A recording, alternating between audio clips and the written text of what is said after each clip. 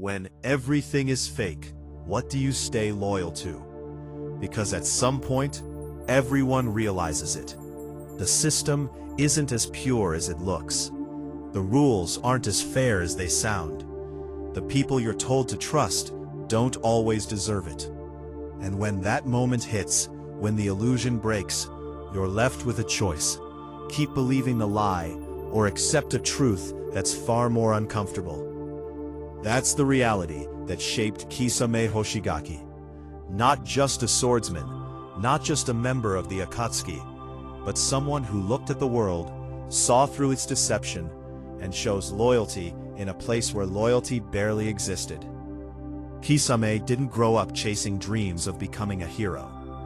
He grew up in a system where betrayal was normal, where missions were built on secrets, and where the line between right and wrong wasn't just blurred, it was meaningless. The shinobi world wasn't about justice, it was about orders. You didn't question, you obeyed. And over time, that kind of environment does something to a person. It forces you to suppress your instincts, to ignore your doubts, to carry out actions that don't always feel right, because you're told it's for the greater good. But what happens when the greater good starts to feel like a lie?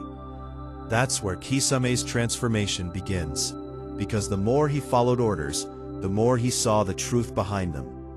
Missions that required betrayal, actions that contradicted everything the system claimed to stand for. A world where loyalty wasn't rewarded, it was exploited.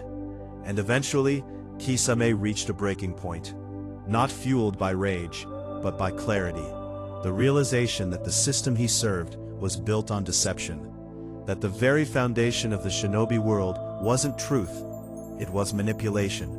And once you see that, you can't unsee it. That's the moment Kisame lost faith, not in people, but in the idea that the system itself had any real integrity.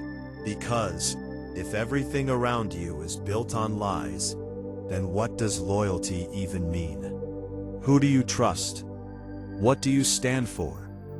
Most people, when faced with that kind of truth, either ignore it or run from it. They convince themselves that things aren't that bad, that the system works, that there's still something worth believing in. But Kisame didn't do that. He accepted it, fully. He embraced the harsh reality that the world isn't fair, that people aren't always good, that systems are often corrupt, and instead of pretending otherwise, he adjusted to it.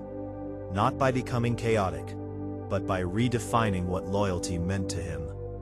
Because if the system is fake, then loyalty to the system is meaningless. So Kisame chose something different. He chose loyalty to individuals, to something real. That's why his connection to Itachi Uchiha matters so much. Because in a world full of deception, Itachi represented something rare: consistency, honesty within the lie, a person who understood the darkness of the world but didn't pretend it was anything else.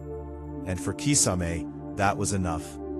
Because when everything is uncertain, when nothing feels genuine, even a small piece of truth becomes valuable. And that's what Kisame found.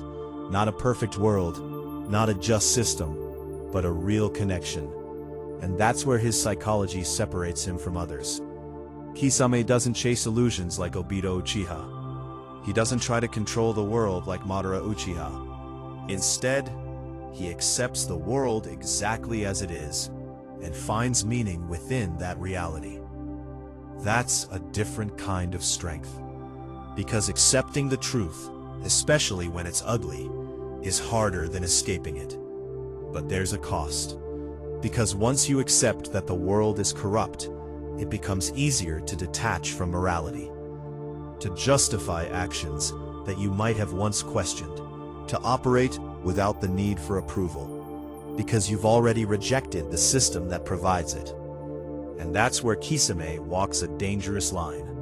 He's not blinded by illusion, but he's also not guided by hope. He exists in a space where truth is clear, but purpose is self-defined. And that's why his loyalty becomes everything. Because when you don't believe in the system, you need something else to anchor you. Something real. something that gives your actions meaning. For Kisame, that was loyalty to the Akatsuki. Not because they were good, but because they were honest about what they were. There was no pretending, no fake morality, just clear intentions.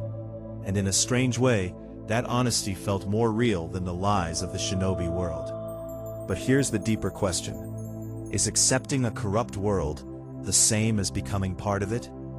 Because once you stop believing in right and wrong, once you see everything is flawed, it becomes easier to justify anything.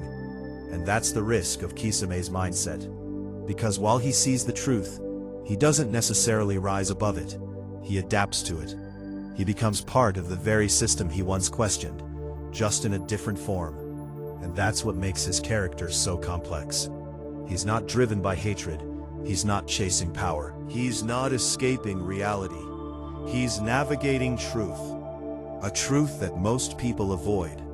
A truth that forces you to ask yourself uncomfortable questions. Like this one. If the system you live in is built on lies, do you continue to follow it? Or do you create your own definition of loyalty? Because Kisame chose his own path. He chose to believe in something real, even if it existed in a world full of deception. And maybe that's the real lesson. Not that the world is perfect, but that meaning doesn't come from the system. It comes from what you choose to stand by when everything else falls apart. So now the question comes back to you. If everything around you felt fake, if the rules didn't make sense, if the system you trusted was built on lies, what would you stay loyal to?